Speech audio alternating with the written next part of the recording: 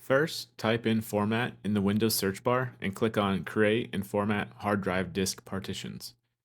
If you have any important dashcam clips you would like to back up, I would highly recommend that you save those now, as this would be the time to do so before we format the drive and start fresh.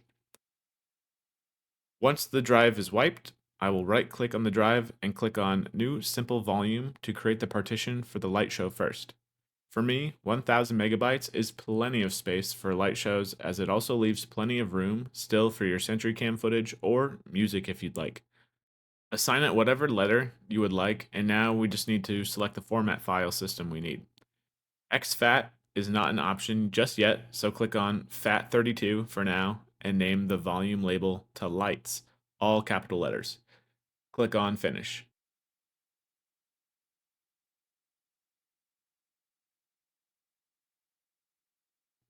Right click on that new partition that was just created and click on Format. Once again, volume label to lights, and now you can see that exFAT file option is available. So let's go ahead and click on OK now to set that up. Nothing of importance on our drive yet, so it's okay to click on OK here too. Now, we can right click on this empty portion of our drive to set up the space for our dashcam clips. Click on New Simple Volume. Volume size doesn't need to be adjusted unless you're going to also create a music folder as well, which if you are, keep in mind the minimum Sentry needs is 64 gigabytes of space. But for me, I'm giving Sentry mode just the rest of the USB drive. Change the file system to exFAT and change the volume label to Tesla Drive and click Finish. Next, we need to create some folders now. So open up File Explorer and go to this PC.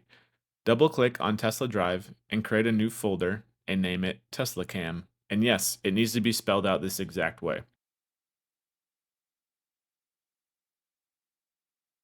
That will give a place for Sentry Mode to store your clips once the USB is plugged back in. Now go over to your Lights partition and click on the new folder, naming this one Light Show, and just like it's shown here.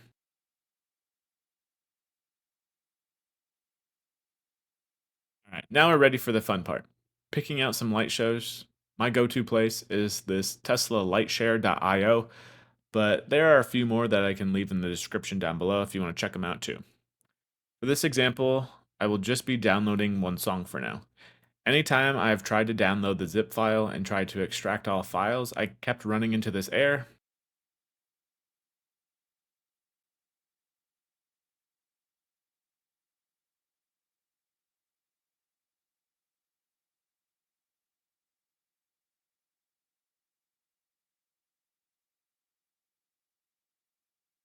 So instead, I just made sure to download the individual audio and light sequence file, and it's been working great. One thing to keep in mind is making sure the names of both the audio and sequence file are the exact same, which 99% of the time they are. So now we can go ahead and locate both files now and place them in your light show folder.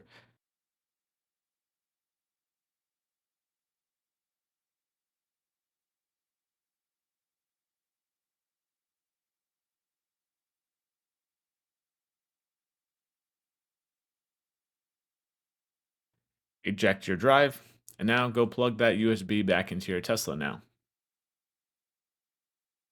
You will know you have done this properly when you see the Sentry Mode recording option pop up, and when you go over to schedule a light show, your song you just downloaded pops up as an option now.